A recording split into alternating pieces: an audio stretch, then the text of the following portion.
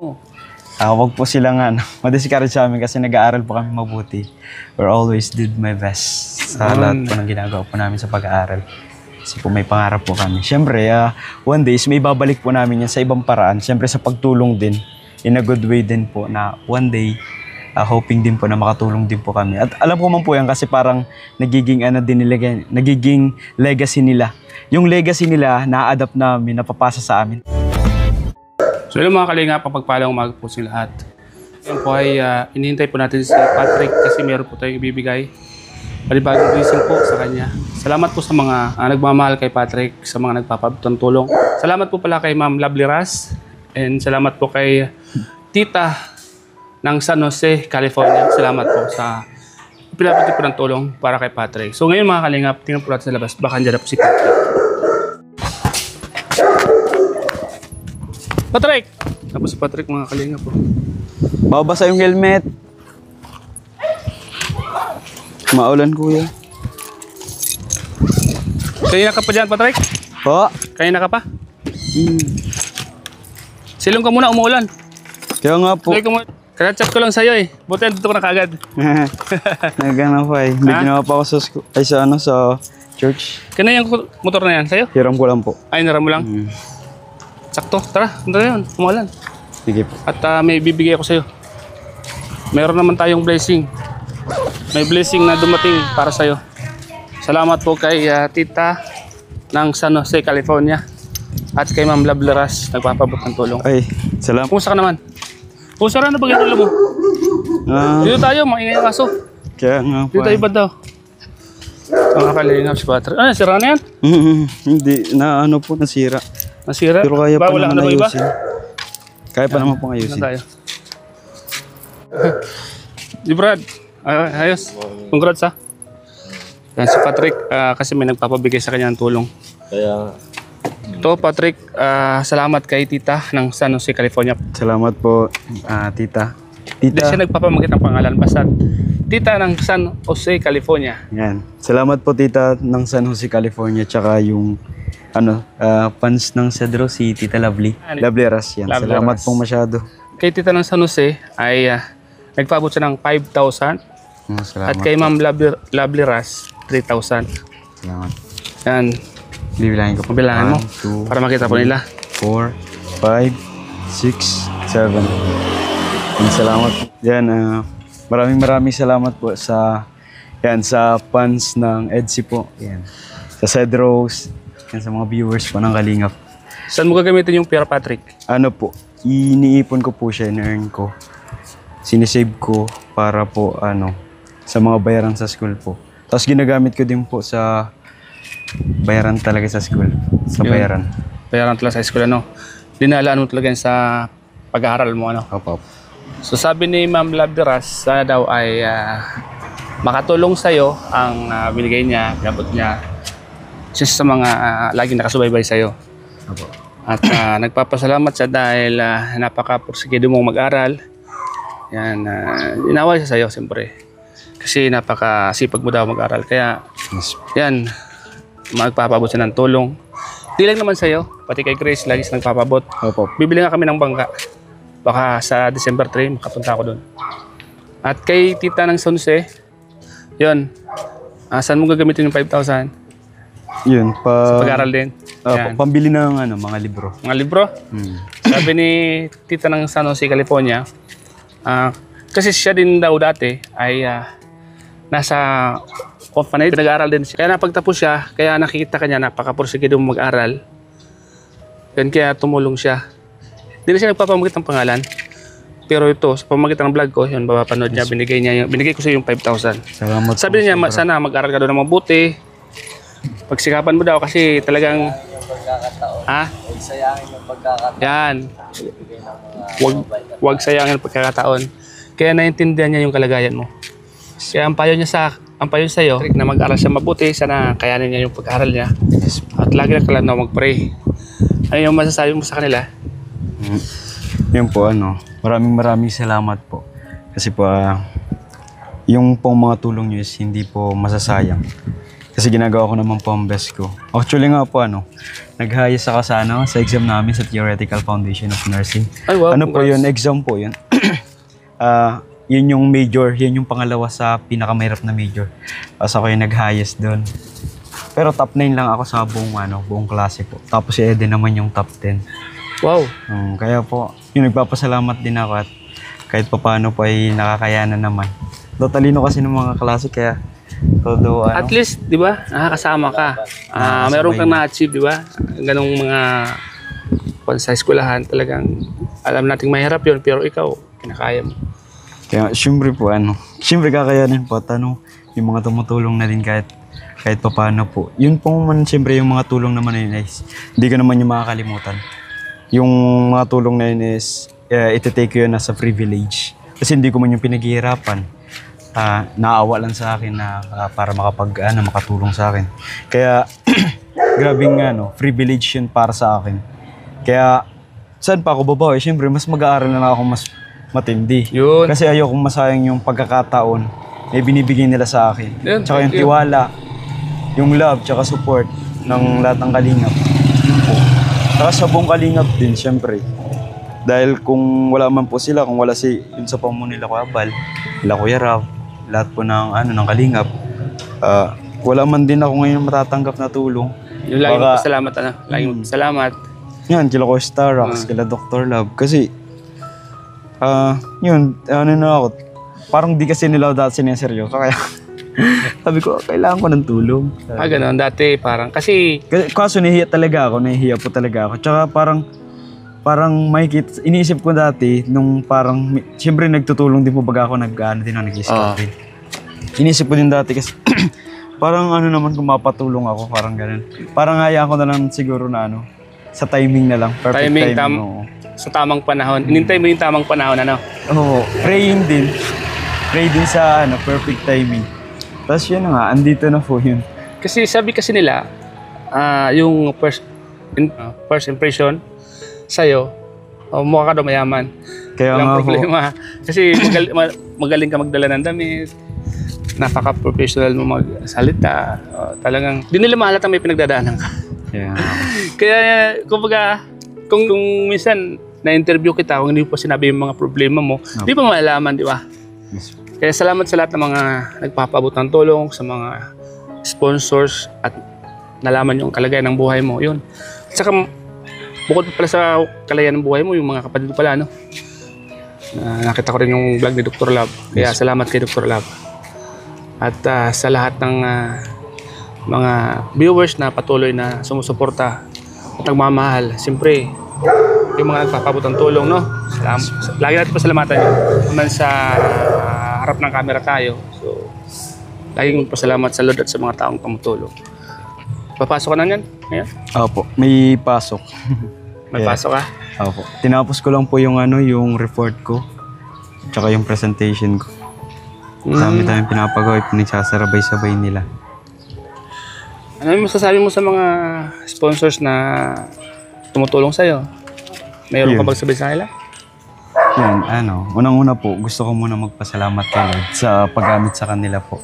Na ngayon po ay, nakakakuha po ako ng, mga oportunidad na makapag-aral or makapag-aral na maayos po. Kaya yun, nagpapasalamat po ako. Ang message ko lang po sa mga sponsor is, patuloy lang po kayong maging malakas. Yan. Maging healthy po kayo palagi. Yan, iwasan po ninyo ang stress. Kung may stress man, daanan nyo lang po. Huwag kayong magtambay. Kasi pag nagtambay kayo sa stress, mas lalo kayong madadon tsaka madidiscourage. Kaya as a student po, kasi minsan pinagdadaanan ko po yung discouragement sa buhay. Harapin nyo lang po yung problema nyo. Tapos huwag nyo lang tambayan, diretso ulit. Bawi ulit. Kaya po mag-iingat po kayo palagi. At nagpapasalamat din po ako kasi andyan po kayo nakasubaybay sa mga vlogs ko na kung saan po nakakatulong po sa akin para ma-continue po ang pag-aaral ko. Tsaka yung pangarap ko po. Anong year ka na ngayon? First year po. Mababa pa, Though sinasabi nila na malayo ka pa. Malayo pa ako pero lumalaban pa din. Kahit malayo pa ako dun sa ano ko, kahit first year pa lang, ang hirap na ng pinagdadaanan namin, how much more pagpataas ng pataas yun. Kaya nga. Kaya yung ibang naglalang lang, first year ka pa lang, mahina pa daw. Basta't alam sa sarili mo, yun yung hilig mo. Alam ko matatapos mo. Yes. Sa tulong ni Lord, tsaka sa tulong ng mga linya po, ng buong Kalingap, kaya mga supporters po. Pray ka lang palagi na marami pang tumulong sa'yo hanggang sa makatapos ka, di ba? Hanggang sa makatapos ka, no? Opo. Hanggang sa makatapos ka. Si Ma'am Rollinson po. Sabi niya siya pa umapaaral sa akin. Uy, pasalamatan mo. Maraming po. Salamat Ma'am Rollinson po sa sa akin, pagtulong po sa pag-aaral ko, and also po kay Kuya Lito po, na binigyan po kami ni Eddie ng 5,000 kasi nga nalaman niya po na nag-top na naman kaming dalawa. Wow, congrats, po. Pinabigyan niya lang po si Eddie ng 5,000, tig 5,000 kayo. Grabe, Magpapasalamat po ako doon na masyado. Malaking tulong yun Yes sa savings mo. Wag po silang ma-discourage sa amin kasi nag-aaral po kami mabuti. We're always did my best sa lahat po ng ginagawa po namin sa pag-aaral. Kasi po may pangarap po kami. Siyempre, one day may babalik po namin yan sa ibang paraan. Siyempre sa pagtulong din, in a good way din po, na one day, hoping din po na makatulong din po kami. At alam ko man po yan kasi parang nagiging legacy nila. Yung legacy nila, na-adapt namin, napapasa sa amin. Tapos parang legacy na lang din namin na tumulong kasi naranasan din namin yun. Yung ganun. Kaya, hoping po na makatapos ako, tapos makatulong din one day in my own. Yun po. Ano yung may papayo mo sa mga estudyanteng katulad mo? Na ngayon ay, siyempre, hindi naman lahat mayaman. Siyempre, Yes. may mga pinagdadaanan din. Siguro po, siyempre naranasan ko na din yan. Ang may papayo ko lang sa mga student na ngayon ay nag-suffer sa lack of finance po. Huwag po silang susuko kasi nakapunta kasi ako sa part na grade 12 pa lang nagtatrabaho na po ako sa McDo, ganon. Andun po yung sobrang hirap talaga kasi nagsasabay-sabay, nagre-research, nagbe-business plan, tapos ginagalitan pa naman katrabaho. Yun, wag po silang susuko kasi sabi ko nga po, paulit-ulit yung sinasabi, si Lord is lagi siyang may perfect timing. Yun. In His way. Wag pong way natin yung kasi si Lord, inaantay niya lang na malagpasan mo lang yung pagsubok na pinagdadaanan mo. Tama yun. And through that, alam ni Lord na, ito na yung tamang pagkakataon na ibibigay ko na dito. Kasi grabe na yung niya. Yun po, through God po is, yung true trust ko kay Lord, tsaka yung prayer, yun, na niya na ngayon, naibigay niya na po. Kaya po sana, consistent po. Ano naman yung ipapayo mo sa mga kapatid mo na wag silang mag-alala sa'yo? Yan, Mga magulang mo. Simula po kasi ng grade 11, hinayaan na nila ako sa diet. So nag-explore po talaga ako. Andun po yung takot ko na, saan ako titira? Di ko nga alam kung saan ako titira. Di ko nga alam kung paano ang rotation dito sa diet. Pero syempre, as a Christian din po, for lang din ako prayer kasi di ko man lang kung saan ako pupunta. Tapos hanggang po may mga tumulong na sa akin, hanggang napadpad na din pa ako sa pagmumodeling. Tapos nakita na din ako harap. Pero ang mapapayo ko naman po sa mga kapatid ko is, mag-aral po silang mabuti. Na gawin, siyempre po nagiging akong evidence sa family ko po na nakikita nila na grabe yung pag-strive ko sa pag-aaral ko. Grabe yung ko. Actually nga, pag may pera nga po ako at ako pa nagbabudget sa kanila. Binibigyan ko po yung dalawang kapatid. Ganun. Sinasama ko po sa church. Oh, wow. Kasi gusto ko po is mas mag-grow sila. Not just only physically but spiritually po. Kasi magagamit po nila yan one day. Magagamit po nila yung pagkakaroon ng Lord sa buhay nila. Kaya nag-invest pa ako sa mga kapatid ko na samahan niyo ako na magpatuloy kay Lord. Ganun. Maganda yan, maganda. Na wag susuko, ganun. Na mangarap ka kasi libre lang mangarap. Kaya kung may oportunidad na makapag-aral man or makapagtaos man ako na maaga, makatulong din po ako sa kanila. Yun. Yun na basta't lagi lang kay Lord, lahat ng pangarap ay matutupad. Tama yung mga sinabi mo na yung mga kapatid mo ay inikayat mo. Maganda yun para at least kasama mo sila. Panatag ang loob mo, di ba? Yes po. Yun. Patrick, salamat Patrick ha. Yes po, At yes, yun, karoon naman tayo ng panibagong vlog. Sa lahat ng mga viewers natin, sana po mga kalingap ay patuloy po natin supportan si Patrick. Sa lahat ng mga sponsors, sana po huwag po yung magsawang tumulong sa kanya at sa kanyang pamilya. Dahil siya po rin ang tulungan, lalo sa Patrick po dahil nag-aaral. Hindi niya po kakayaning siya lang po mga kalingap. Kaya salamat po sa atang nagpapabot ng tulong po sa pamamagitan po ng aming mga vlog. Ay nakikita niyo po ang sitwasyon ni Patrick. Sana po marami pong magpaabot kay Patrick. Pag-pray natin yan na sana marami pang dumating sa'yo na blessings. Patrick? Yes po. Salamat Patrick at ingat ka palagi ha. Yes po, salamat po kuya. Ingat ka din po palagi. kayo, God bless you po. Ingat po, God bless you. Salamat po kay Ma'am Labras and Salamat San po. Jose ng California. Tita, Salamat ng po, San Jose. ingat po kayo. So yan Patrick, ingat ka palagi. Bye po. Salamat po kuya. Pasok ka na ngayon. Opo. Sige.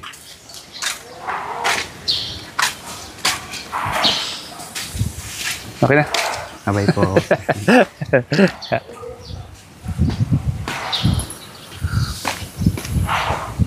Patrick, babay ka na lang. Okay. Bye po. So ayan mga kalingap, salamat po kay Patrick. At muli kami nakita ngayon dito sa coffee shop. Siyempre po mga kalingap, salamatan ko rin yung aking mga pinakamamahal at tumutulong sa aking YouTube channel. Mga sponsors po natin mga kalingap. Salamat po kay Ma'am Lily Jorio, salamat po. Kay Ma'am Love Viras, Ma'am June, Tita Alicia Araki, Ma'am Margaret Lemio, Ate Ana Rodriguez Vlog, Mr. Worm, Kalingap Chris, at Ma'am Jiyun Lee, thank you so much po. At sa lahat po nagpapabot ng tulong, salamat po sa inyo lahat sa pagmamahal niyo po sa aking munting channel. Sana po ay huwag po kayo magsawang tumulong sa ating mga kabayan. At siyempre po mga Kalingap, salamat po kay Kuya Val, at Edna at kay Kalingap Rab. At sa buong team Kalingap, lahat ng K-Voice, mga kasama natin. Salamat po, God bless po. Hanggang dito lang po ang ating vlog kay Patrick. Hanggang susunod po mga Kalingap, kita-kita muli tayo. Salamat po and God bless po. Jesus love you po. Tapos sumiksik siya, no?